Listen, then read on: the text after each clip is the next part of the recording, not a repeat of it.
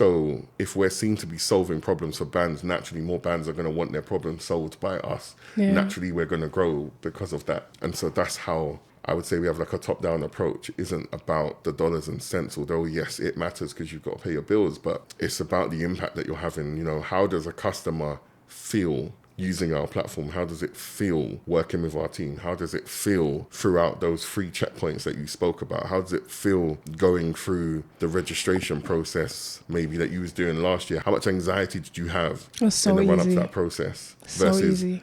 when you did it with us? When it came to distribution, how much anxiety did you have as a band leader approaching that versus when you had a system would do it for you? You know, how much staff did you have to hire before? How much staff do you have to hire now? Have we been able to save you genuine cost because you don't need as much, manual resources? Like there's so much ways you could look at it. But for me, it's about impact, like 110%.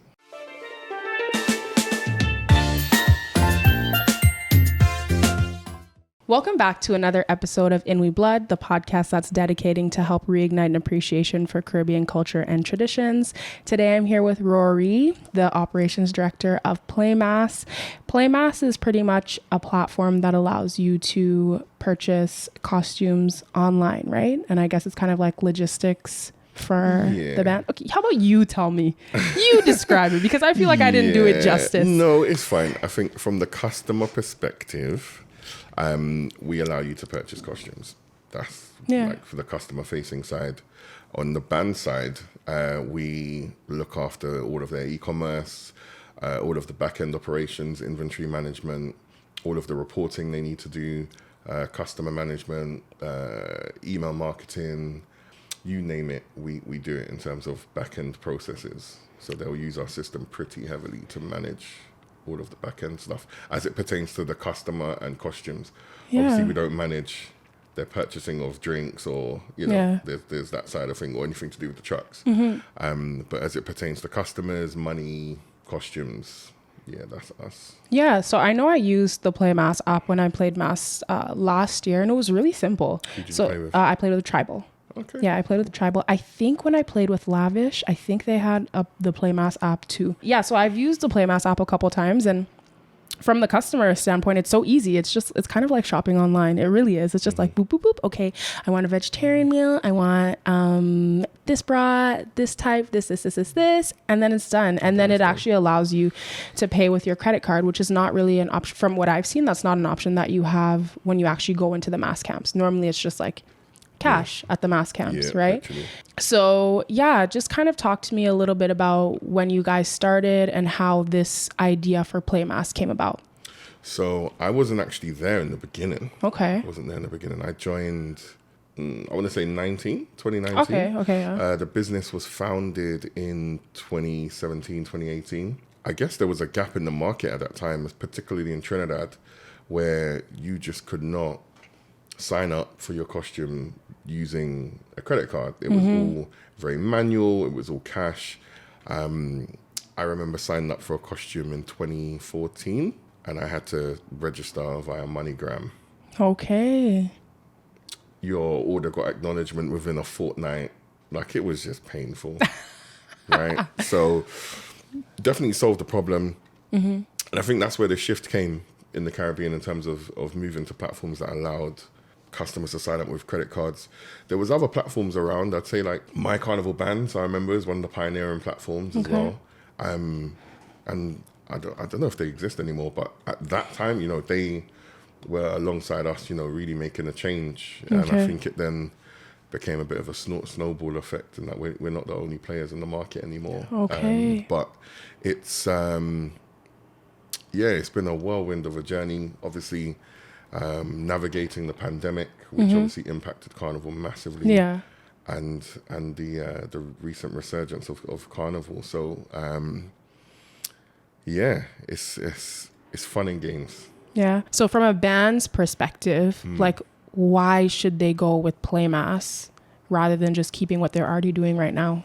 So we, particularly now, we haven't announced this yet. So this is a bit of an exclusive for you.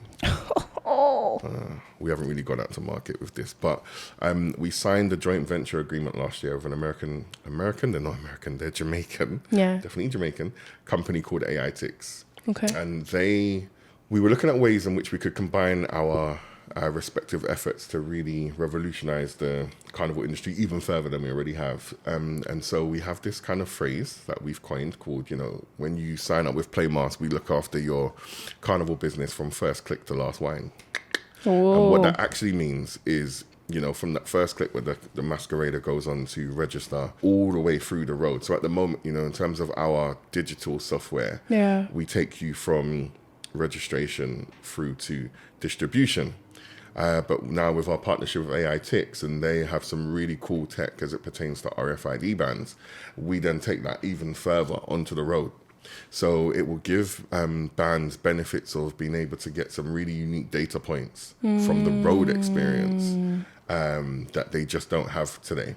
So as a masquerader, we'd be scanning a QR code on our wristband or something? Or what do you mean? That's not cool enough. RFID is like a small microchip in the wristband that you receive. So we don't implant it into you, don't worry. Okay, hey, yeah, get this guy out of here. No.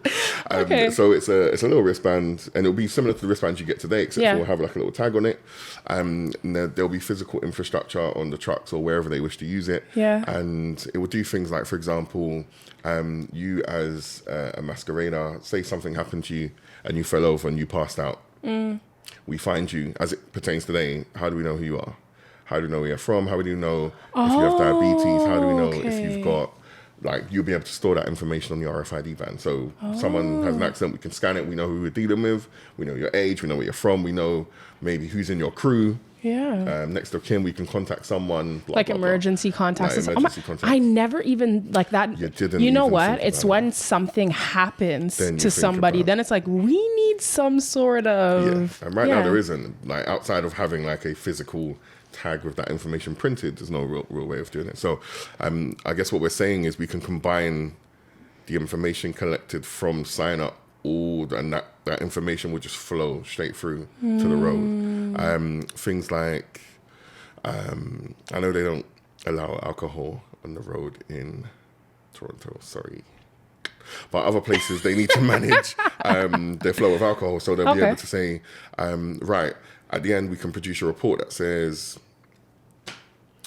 in your band, everyone between the age of 20 to 30 was drinking rum. And would it even be able to go down to as specific as the people in this age group were drinking this drink and the exactly. So now next year, we need to double up because we ran out. Or exactly. It's like I can only imagine what they can do with that data, because it's like these are gaps that you don't even realize were there before until you get that information. It's like, yo, this is a whole new. Yeah. I'm excited to see. I think that's really exciting, and I'm excited to continue to see, I guess, the way that we integrate technology with Carnival, because that's what you guys are doing. You're pairing technology with Carnival and making it, I guess, a better experience for people. Absolutely. And it's kind of it's difficult even standing still.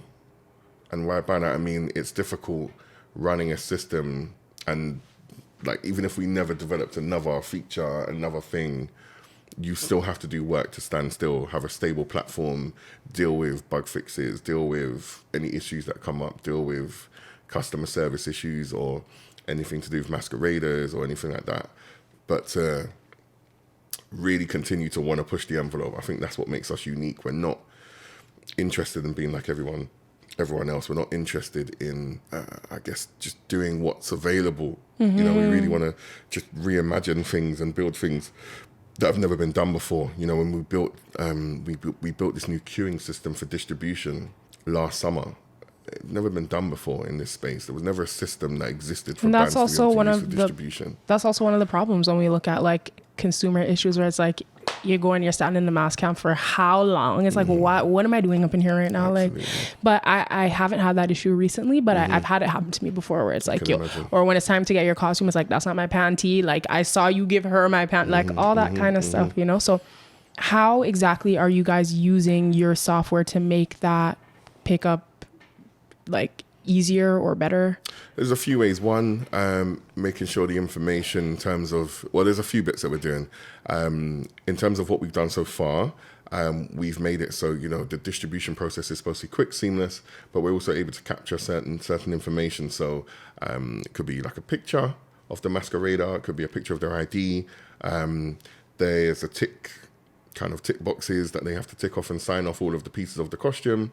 There's a signature collection process.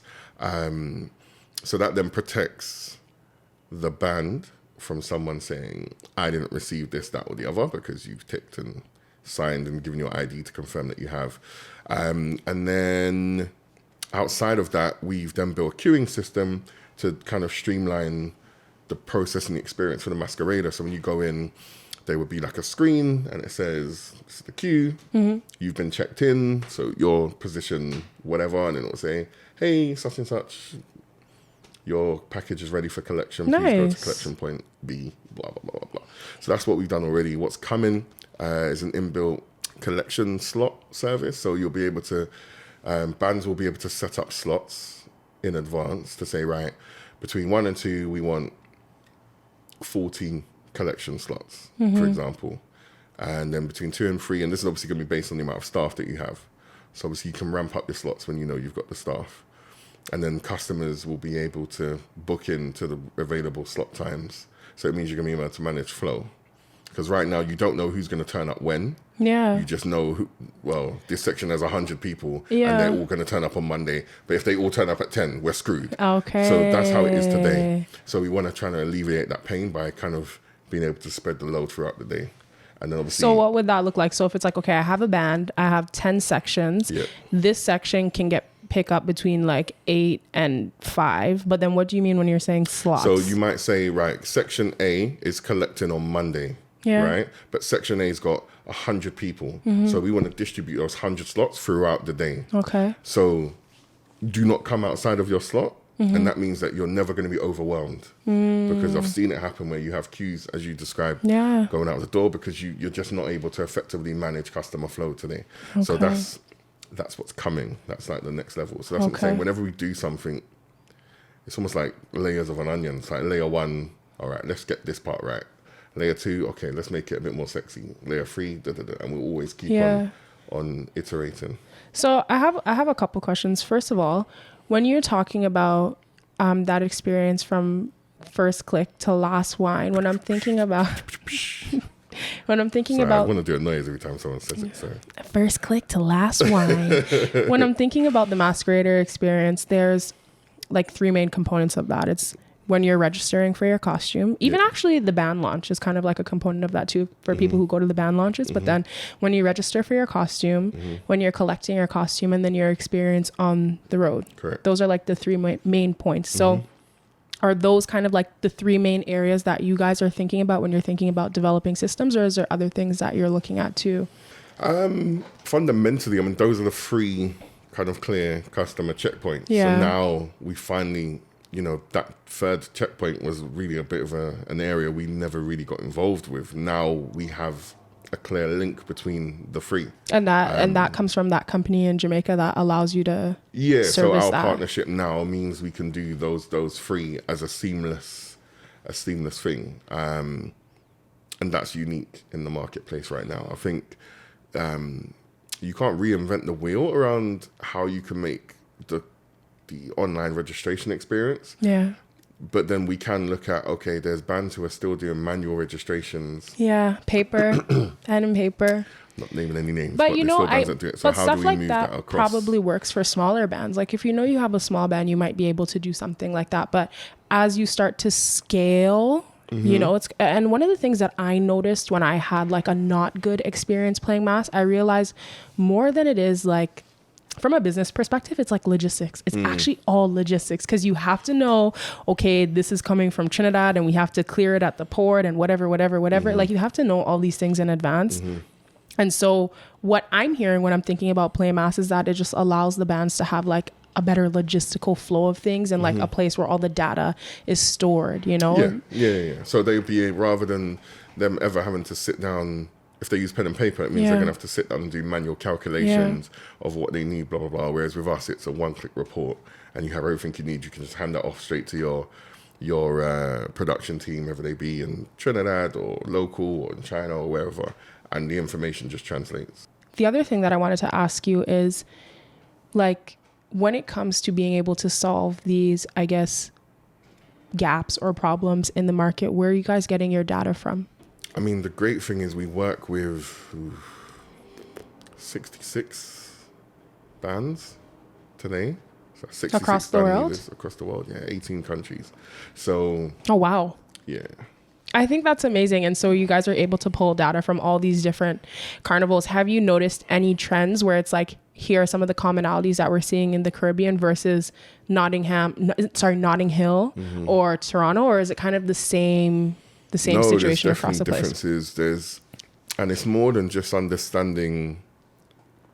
It's understanding the people, the masqueraders. Okay. It's understanding the band leaders. It's understanding the politics, because you can't just go into a place and just start operating and not understand the history and who's friends with who and who used to be with who and who. Like, every carnival has a story. So, you know, I ask a lot of questions to make sure I really understand the market we're operating in.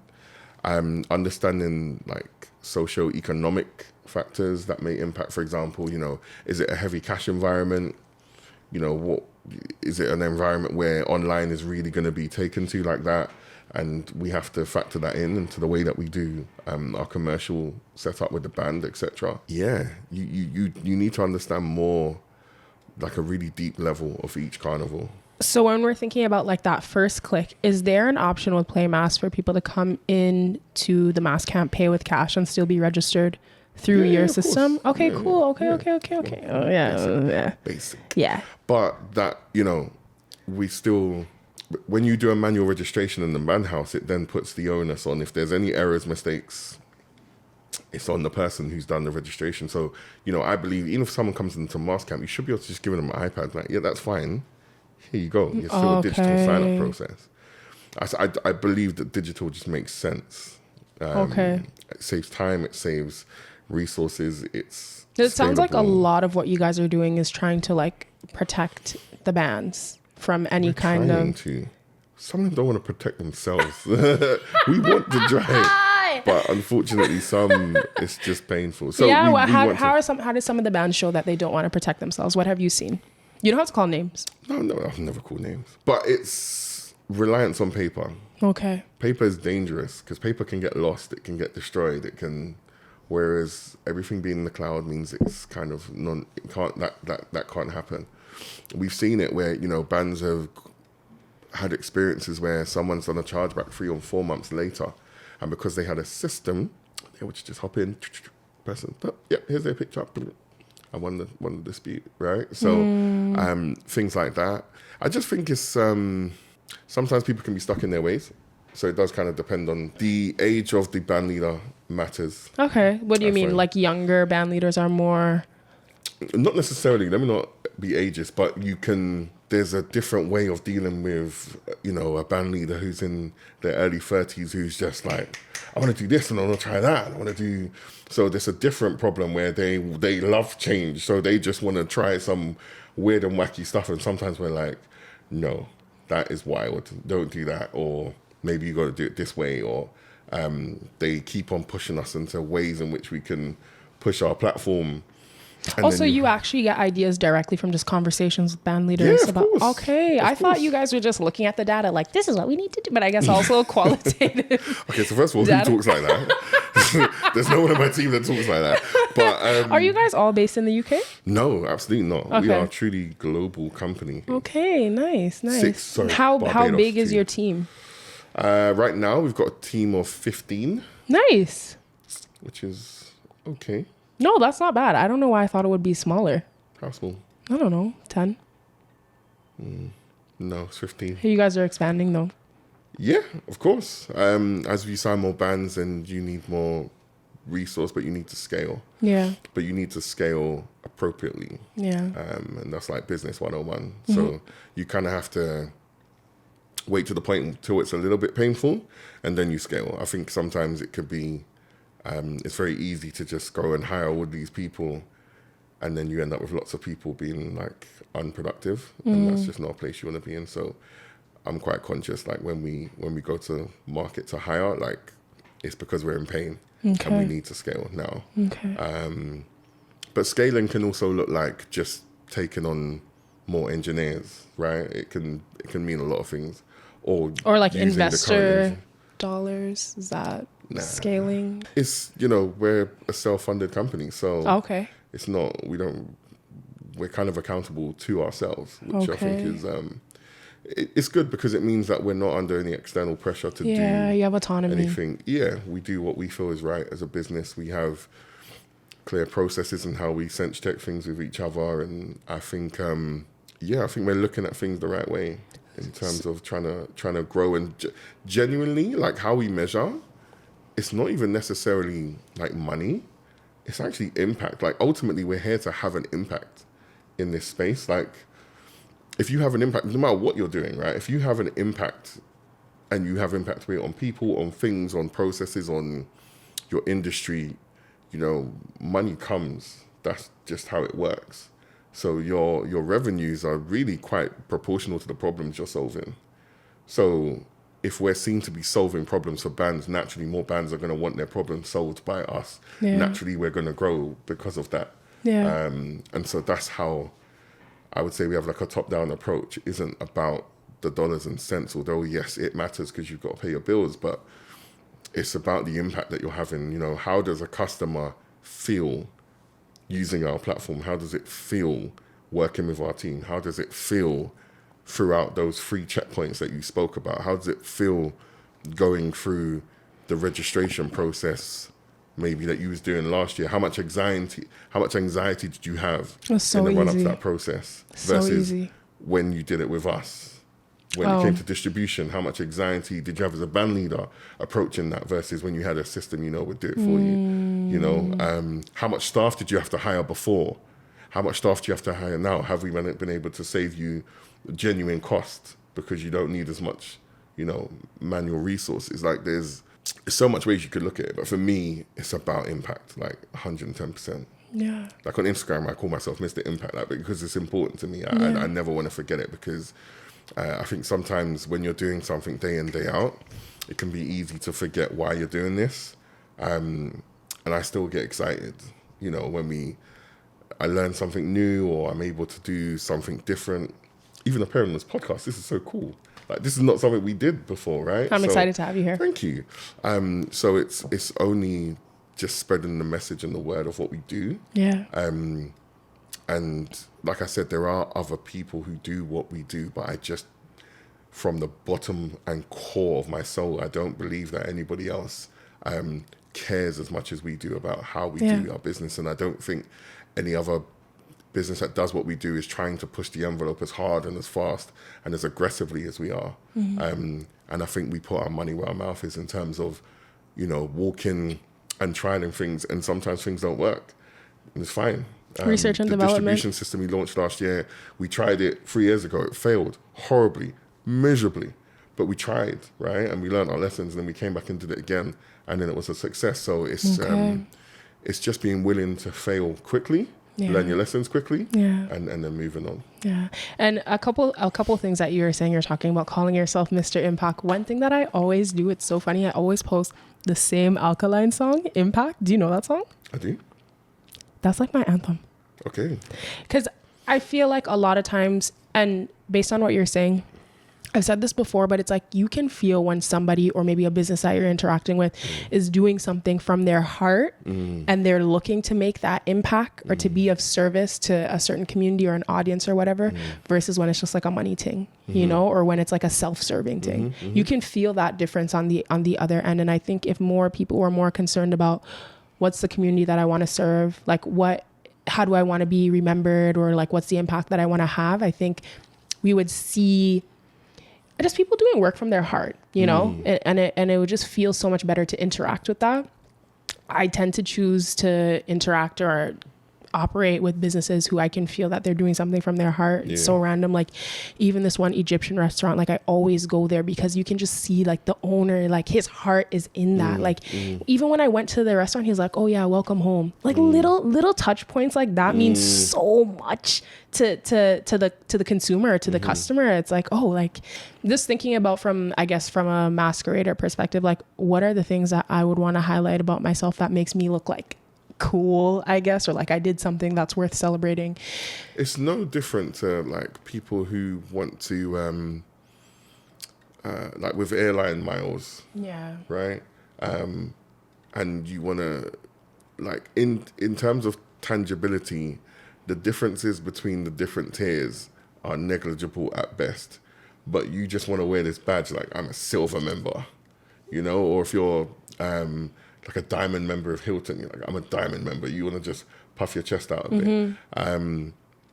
We were even thinking about like how we could link like merchandise into this kind of stuff. So imagine merchandise that you can only get when you've done the work. Like you've been with this band 5 years, you get like a 5-star general tribal t-shirt, for example, or whatever, but you can only get it if you've actually done the 5 years. You can't buy it. Money can't buy it. People like to feel like they're part of something exclusive. Always. At the end of the day. So it doesn't even matter if it's like a big thing or a small thing, but just that acknowledgement makes a big difference to people. But that's a whole different, like you can see how you can get sidetracked from the main mission to all of this other spin-off stuff. But that's why it's difficult, because at any one time we have to prioritize the work. And we could go and do, for like, if I had a wish list of stuff I could do tomorrow, honestly, it would probably be like a different platform if I actually landed everything I could tomorrow. But you can't. You have to do things in a certain way, in a certain order, and you have to prioritize some things. And like I said, it even requires work to stand still. So I think that's what makes our job so interesting, because it's like choosing what to go after at any given moment in time. And some things are going to have masquerader impact. Some things are going to have, you know, impact on the band. Some things we do, nobody will ever know, because it's just your back end systems. It's just back end stuff. But we know and we care. So, you know, we care about load times, and we're like, oh my God, guys, we've changed the load time from 2.5 seconds to 1.5 seconds. And everyone's celebrating. And it's like, no one would even know the difference. But to us, it makes a difference. And that's my point. Like, we really care about things that even if no one's going to see us. And yeah, it's to be able to work full time in Carnival is a blessing. So what does that, does that mean that you get to go to every carnival? No, I feel there's actually something called Carnival Fatigue. Which is like, have you experienced that? Yeah, it's like too much. Like there's only so much fun that you can have in a year. So I try to avoid the road as much as I can. I will go and check out some bands and go check out distribution, make sure everyone's happy and things like that. Get feedback and talk to our clients. I like to be close to them, but yeah, that's so funny. But you're there. You're making sure you're to be there for the back end so that people can have a good road experience. Exactly. I mean, the thing is, as we're doing, you know, like I said, we're delving into this RFID stuff this year. You know, there's probably going to be more reason for me to be on the road, but it's not going to be from the perspective of I'm jumping up and drinking, and, you know, it's going to be perspective of actually like watching the technology in use and seeing masquerader behavior and things like that. So there are times when I miss just being a masquerader, which probably won't be available to me unless I go to some ambiguous carnival where I don't know anyone and I don't have clients and there's no one to impress or to see or whatever, or to network with. And I can just go and enjoy. So I think that's, in taking on this role, I have sacrificed the bit that I used to personally enjoy. I've had to give that up to make sure that those who are still enjoying it as organically as I did can have the best possible experience they can have. So I'm sacrificing my experience for theirs. But my team work incredibly hard. They all do such an amazing job that allows me to do an amazing job, and allows the business to do an amazing job. And yeah, I'm super grateful to all the work they do. And we try to hire from the diaspora. We try to hire from people who have actually experienced Carnival before and understand what we do. So wouldn't say we give back. I wouldn't really call that giving back, but we definitely try to make sure that everyone who's on board with the mission like understands what we're doing. So what's the mission? First click to last wine? First click to last wine. First click to last wine. What are we trying to do from the first click to the last wine? For both masqueraders and carnival bands, we're just trying to make it more enjoyable. Because if you don't have pain, then it's surely going to be more enjoyable to run a band, right? It's going to be more enjoyable to make the money you make if it's easier, right? If it just, if you have to, I don't know, let's just say you make 2K. The difference between making 2K while sitting on your sofa and making 2K grafting in the streets for 50 hours is a very different feeling, right? We want to make it as easy as we want to make it as easy as possible for bands to operate their businesses and to operate what they need to operate. And for the masquerader, I think sometimes is forgotten. I really want to get closer to them to make sure that our platform delivers for them too. Although they're not ultimately our customer, but I think we develop things very much with them in mind. Yeah. So where can people find Playmas if they want to sign up, if they want to, how does it work? Like, do you guys have like a trial period? Like, what would that even look like? Do you know what's so weird? The trial period tends to be the person's been a masquerader and they've done it and they've, like, similar to your experience, lots of band leaders here are masqueraders in other places. Yeah. And that's where they get introduced to our platform. So they've done a real life test already, real test. And typically they'll go on our website and submit like a demo request from one of our team, or they'll do so probably via Instagram, etc. Or, you'll just get a message from a new person who's maybe had one of our numbers has been given out by one of our existing clients who recommended the product, which of course is, that recommendation is obviously one of the strongest forms of advertising. And yeah, we kind of just talk to them about, what problems you need solving, and then we do what we need to do to onboard them. And it's always interesting having new clients because it's now a new learning point. And I think as our team expands, it means that we change up our structure. I remember I used to do when I joined, I used to do every single sales demo we ever did. I had to be on that call, and I don't do that anymore. But we've definitely been on a journey as a business. What's the cost for band leaders to have the Playmas platform? It's negotiable. Yeah. It's negotiable. Between what and what? Between what and what? Oh, sorry. I have to jump on a sales call, eh? You have to jump on a sales call to find out. I guess it depends on like the needs of the band. Yeah, we definitely try not to alienate smaller bands. So we really try and work with, like, we take a really individualistic approach to how we price to make sure that, we have concierge companies using our platform, not just bands. Concierge companies, like Monday wear designers. Some vendors use our platform, and because the use case is transferable. So it's not just these big behemoth of bands like Tribal. It's also the small guy or girl who's just trying to try a thing. With some kind of new venture. So we really try to support the up and coming vendors because ultimately they all provide a service that Carnival needs. Where can people find you guys? We're on playmas.app. That is our website. So Playmas, not MASS, MA1S.A. Papa, APP. Okay. So I've had great experiences using the Playmas app.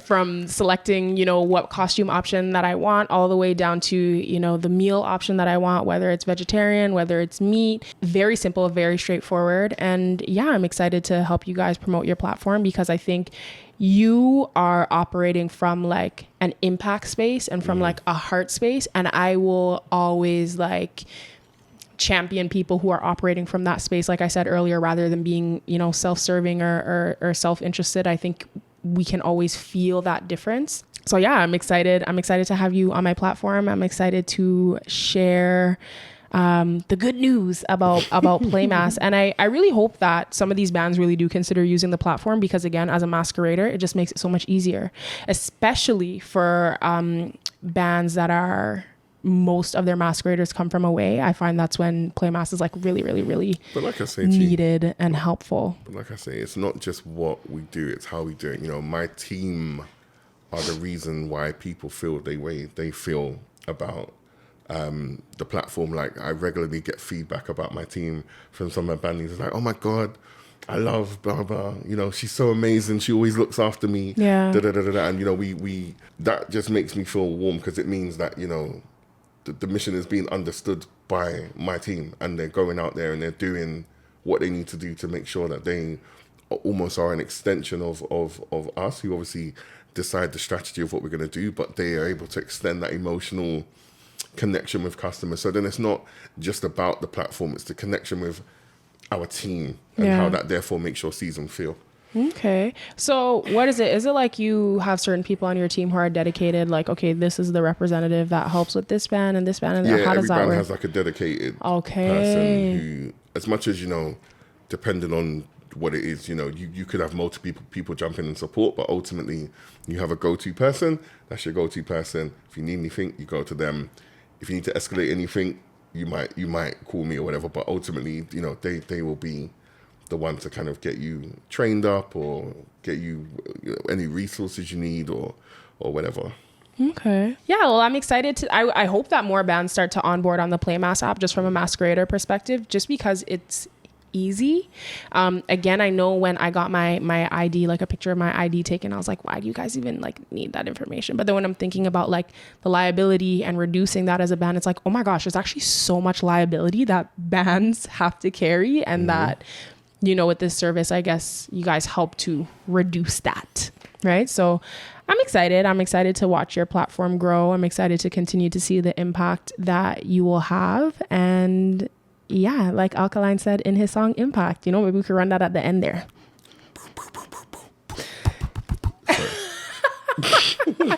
But yeah, thank you so much for being here. My pleasure. All the way from the UK, you flew into just to come on my podcast. I can't believe you paid for my flight and hotel just to bring me on this podcast. Oh my gosh, yeah. That is amazing. Yeah, so we're just joking. Must be making good money. Listen, we're just joking. But yeah, I mean, I'm just really excited to be able to talk to you and kind of hear more about the back end of the system that you guys are running, and the vision that you have. Where there's no vision, the people perish. And I wish you guys all the best. Whoa. Don't just speak over that. Sorry. Where there is no vision, the people perish. You have to give them the... And so I'm excited to see the way that your vision manifests, and that the ways that you guys continue to take action in alignment with that vision. I wish you the absolute best. I wish you the best of this platform. Thank you. Do you know what? I watched some episodes. Yeah. So I've watched some episodes. Okay. And I was like, oh, I hope I have a moment when I can like cry on the sofa. I didn't really have one today, but I was hoping. I'm sorry. But when it's like, I was like, oh, like some people get really emotional on your podcast. Like, but it tells me that people are happy to open up to you, and be real. So congratulations to you. Thank you on having your platform. Thank you. I'm super happy to be here. Yeah. And thanks for joining up with me.